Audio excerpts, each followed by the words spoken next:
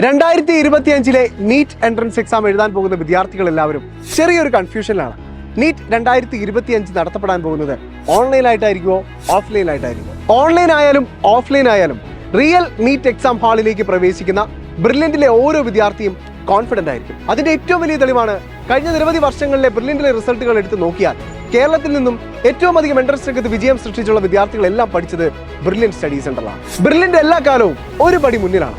അതിപ്പോ റിസൾട്ടിന്റെ കാര്യത്തിലാണെങ്കിലും ഏറ്റവും മിടുക്കരായ വിദ്യാർത്ഥികളുള്ള കാര്യത്തിലാണെങ്കിലും അതുപോലെ തന്നെ ഏറ്റവും നല്ല ഫെസിലിറ്റീസ് ഉള്ള കാര്യത്തിലാണെങ്കിലും ഇതാ ഇപ്പോൾ ഇന്ത്യയെ ഏറ്റവും പുതിയതായിട്ട് കൊണ്ടുവരാൻ പോകുന്ന ഏറ്റവും പുതിയ അപ്ഡേഷന്റെ കാര്യത്തിലാണെങ്കിലും വിദ്യാർത്ഥികളുടെ കംഫർട്ട് അത് ബ്രില്യന്റ് എന്നും ഉറപ്പുവരുത്തുന്നു.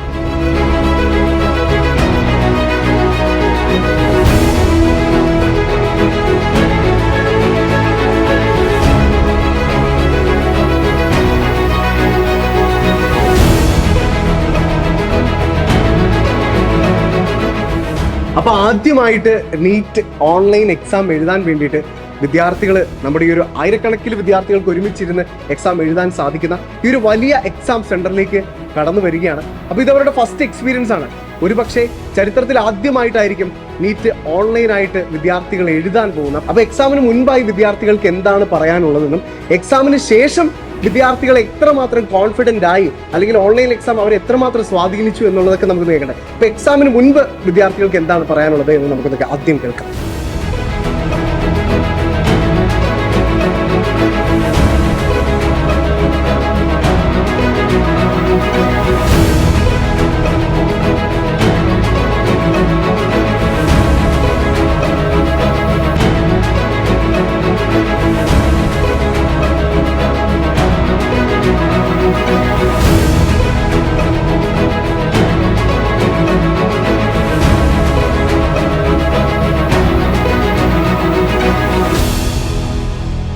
ആദ്യമായിട്ടാണ് നീറ്റ് ഓൺലൈനായിട്ട് എക്സാം എഴുതാൻ പോകുന്നത് അല്ലെ? ഒരു പക്ഷേ ഇങ്ങനെ സംഭവിക്കാം, ഓൺലൈൻ ആയിരിക്കാം 2025. അപ്പൊ അതിനൊരു മുന്നോടിയായിട്ട് ബ്രില്യൻ ടീം ഒരു പടി മുന്നേ എന്ന് പറയുന്നത് പോലെ നിങ്ങളുടെ അടുത്തേക്ക് ഓൺലൈനായിട്ട് എക്സാമിന് എത്തിച്ചിരിക്കുകയാണ്. അപ്പൊ തീർച്ചയായിട്ടും മോൾക്ക് ഇപ്പൊ എന്താണ് തോന്നുന്നത്? എക്സാം എഴുതുന്നതിന് മുമ്പ് എന്താണ് തോന്നുന്നത്? അറിയത്തില്ല, നമ്മൾ ആദ്യമായിട്ടാണ് ഓൺലൈനായിട്ട് എഴുതാൻ പോകുന്നത്. അപ്പോൾ ഇത്രയും ഒരു ഫെസിലിറ്റീസ് ഞങ്ങൾക്ക് വേണ്ടി ഒരുക്കുകയാണ്. അപ്പം ആദ്യമായിട്ട് എഴുതുന്നതിന് ഒരു ടെൻഷൻ ഉണ്ട്, കാരണം ഇത്രയും നാൾ നമ്മൾ ബബിൾ ചെയ്യുന്നു, അത്രയും ടൈമിനുള്ളിൽ ഒരു മിനിറ്റിനുള്ളിൽ ക്വസ്റ്റ്യൻ. പക്ഷേ പെട്ടെന്ന് ഇങ്ങനെ ഓൺലൈനാന്ന് പറയുമ്പോൾ ഒരു ടെൻഷനൊക്കെ ഉണ്ട്. പക്ഷെ അതിൽ നമ്മളെല്ലാവരും ട്രെയിൻ ചെയ്യുകയാണ്. നീ അഥവാ നീറ്റ് അങ്ങ് ഓൺലൈൻ ആക്കിയാൽ നമുക്കത് എക്സ്പീരിയൻസ് ചെയ്യണമല്ലോ. അപ്പോൾ ഇത്രയും ഫെസിലിറ്റീസ് ഒരുക്കി തന്നതിന് ബ്രില്യൻറ്റ് ഒരുപടി മുന്നേ നിൽക്കുന്നു. സോ നീറ്റിന് ചിലപ്പോൾ ഓൺലൈൻ ആക്കാം, ആ ഒരു കാരണത്താണ് ഇപ്പോൾ ഓൺലൈനായിട്ട് എഴുതാൻ തുടങ്ങുന്നത്. സോ അതിൻ്റെ ഒരു ഇതുണ്ട്, എങ്ങനെയായിരിക്കും എന്നറിയില്ല. ഇത്രയും നാളും ബബിൾ ചെയ്തല്ല എക്സാം എഴുതി. സോ അതിൻ്റെ ഒരു ടെൻഷനുണ്ട്. ആദ്യമായി ഓൺലൈനായിട്ട് അറ്റൻഡ് ചെയ്യാൻ പോകുമ്പോൾ ഒരു ചെറിയ ടെൻഷനൊക്കെ ഉണ്ട്. കാരണം ജെയ്ക്ക് മാത്രമേ ഞാൻ ഇങ്ങനെയൊക്കെ അറ്റൻഡ് ചെയ്തിട്ടുള്ളൂ. പക്ഷേ ഒരു നീറ്റ് എക്സാമിന് ആദ്യമായിട്ട് ഇങ്ങനെ ചെയ്യുമ്പോൾ ചെറിയൊരു ടെൻഷനുണ്ട്, പേടിയുണ്ട്, എങ്ങനെയായിരിക്കും.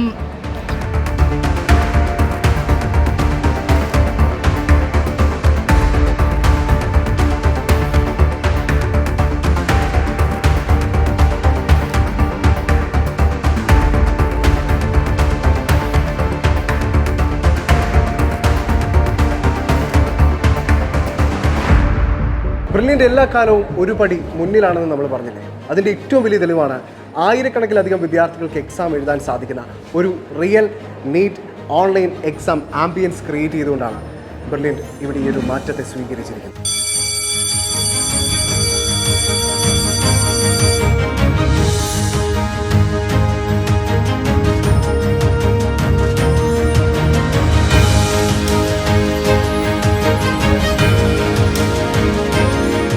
എടുത്തു പറയേണ്ട കാര്യം, കേരളത്തിലുള്ള ബ്രില്യൻ സ്റ്റഡി സെന്ററിന്റെ എല്ലാ ക്യാമ്പസുകളിലും ഇത്തരത്തിൽ ഓൺലൈൻ സംവിധാനങ്ങൾ ക്രമീകരിച്ചുകൊണ്ട് വിദ്യാർത്ഥികളെ പരീക്ഷകൾ എഴുതി പരിശീലിപ്പിച്ചുകൊണ്ടിരിക്കുകയാണ്, അവരുടെ ആത്മവിശ്വാസം വർദ്ധിപ്പിച്ചുകൊണ്ടിരിക്കുകയാണ് എന്നതാണ് ഏറ്റവും വലിയ യാഥാർത്ഥ്യം.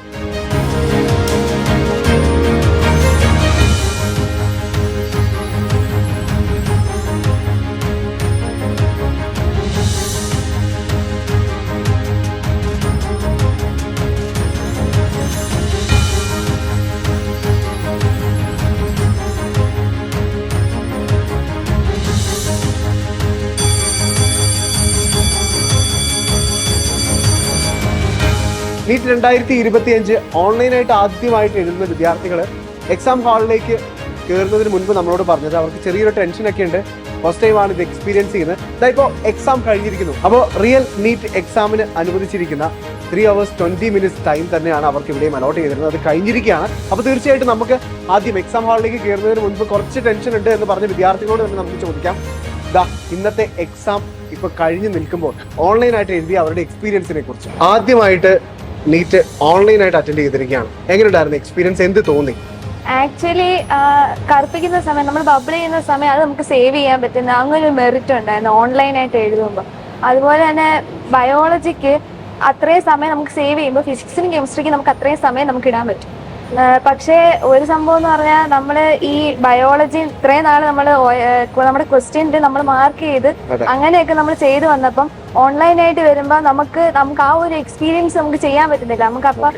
നമുക്ക് ക്വസ്റ്റ്യനിൽ മാർക്ക് ചെയ്യാൻ പറ്റുന്നില്ല. അപ്പം അങ്ങനെ ഒരു ഡിഫിക്കൽട്ടി ഫീൽ ചെയ്തു. പക്ഷേ ടൈം സേവ് ചെയ്ത് നമുക്ക് ചെയ്യാൻ പറ്റുന്നതിൽ അത് വലിയൊരു മെറിറ്റാണ് ഓൺലൈൻ നമുക്ക് വരുന്നത്. ആദ്യം സ്റ്റാർട്ട് ചെയ്തപ്പോൾ ഒരു ബുദ്ധിമുട്ടുണ്ടായിരുന്നു. കാരണം ഇത്രയും നാളും ഓഫ്ലൈനായിട്ട് OMR ബബിൾ ചെയ്ത് ചെയ്യുന്നുണ്ട്. അതിന്റെ ഒരു സ്റ്റാർട്ടിങ് കുറച്ച് ബുദ്ധിമുട്ടുണ്ടായിരുന്നു. പിന്നെ കുഴപ്പമില്ലാണ്ട് ചെയ്യാൻ പറ്റി. ഓക്കെ, ഇന്ന് ഓരോ ചോദ്യങ്ങളിലൂടെയും കടന്നു പോയപ്പോ ടൈം എങ്ങനെ മാനേജ് ചെയ്യാൻ പറ്റിയെന്നാണ് നമുക്ക് തോന്നുന്നത്? ബയോളജിക്ക് ഒരു 1 hour കംപ്ലീറ്റ് ആക്കി.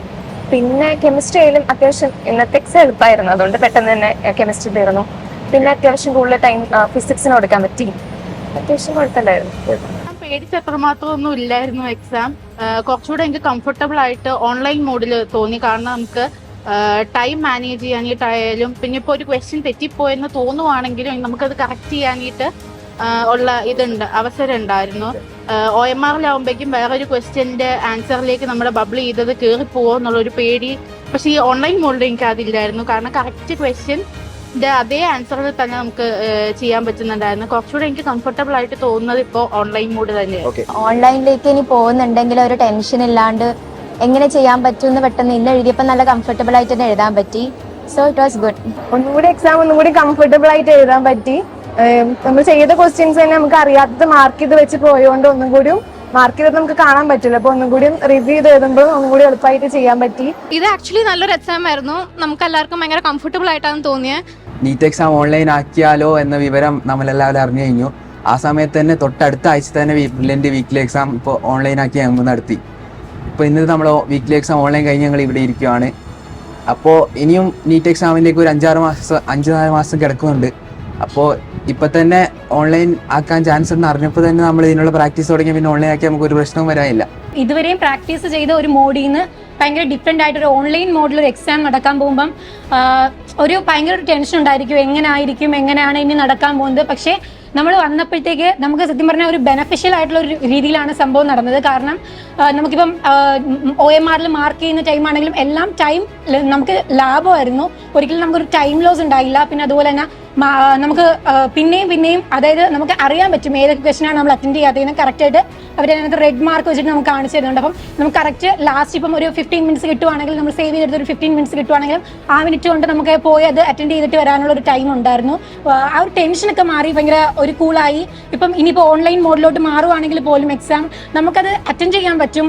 നമുക്കത് കോൺഫിഡൻ്റ് ആയിട്ട് നോക്കാൻ പറ്റും എന്നുള്ളൊരു ആത്മവിശ്വാസം നമുക്ക് തന്നെ ഒരു ഫീൽ ചെയ്ത് തുടങ്ങി. So it's very good.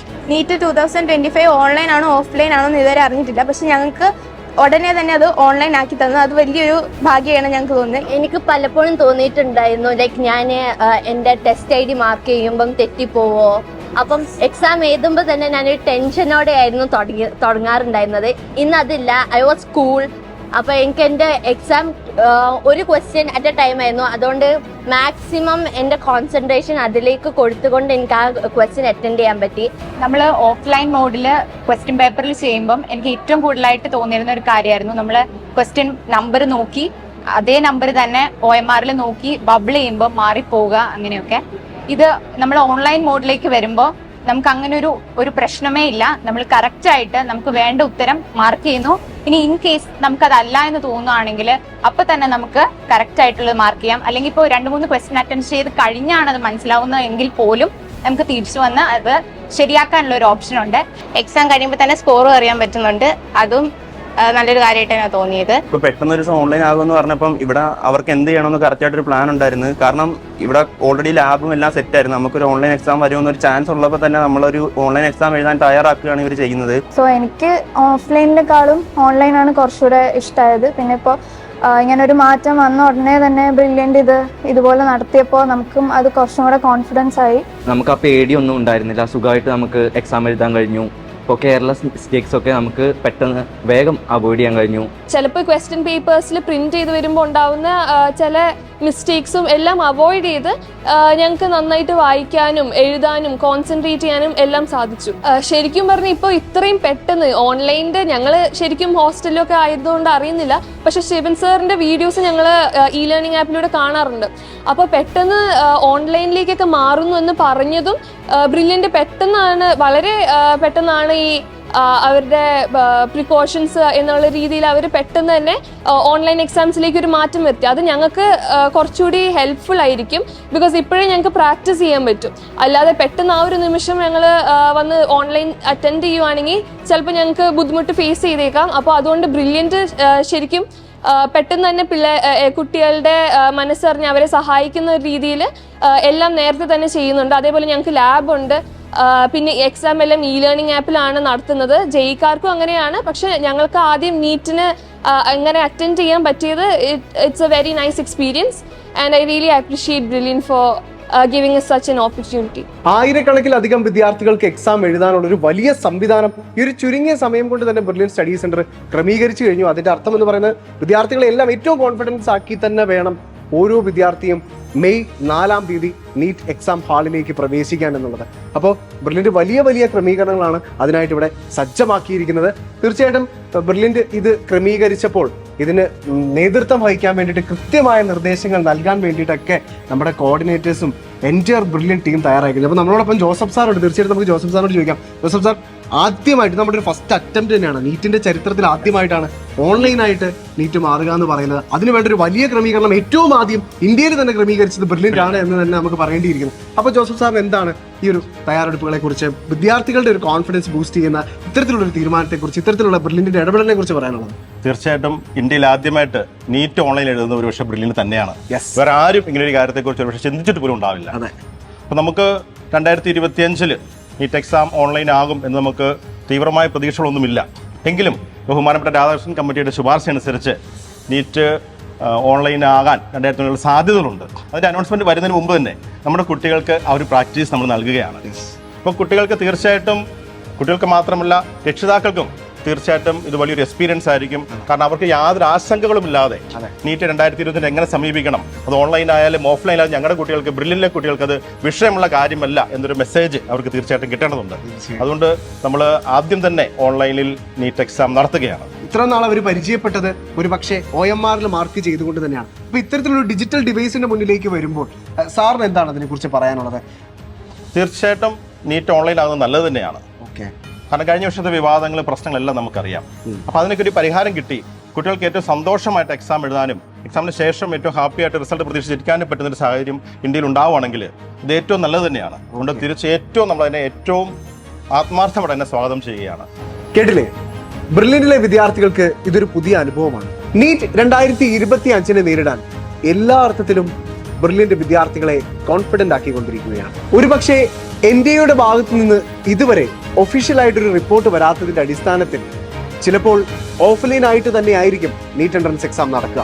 പക്ഷേ ഓൺലൈൻ ആവാൻ ഇടയുള്ള സാധ്യതകളെ നമുക്ക് തള്ളിക്കളയാനാവില്ല. ഇനി ഓൺലൈൻ ആയാലും ബ്രില്യൻ്റിലെ ഡയറക്ടേഴ്സിന്റെ കൃത്യമായ നിർദ്ദേശത്തിൽ, ബ്രില്യൻ്റിലെ കോർഡിനേറ്റേഴ്സിന്റെയും എൻറ്റയർ ടീമിന്റെയും സഹകരണത്തോടെ ഇപ്പോൾ തന്നെ, അതായത് ഏകദേശം 4-5 മാസം കൂടിയേ നീറ്റ് എൻട്രൻസ് എക്സാമിന് ഇനി ബാക്കിയുള്ളൂ.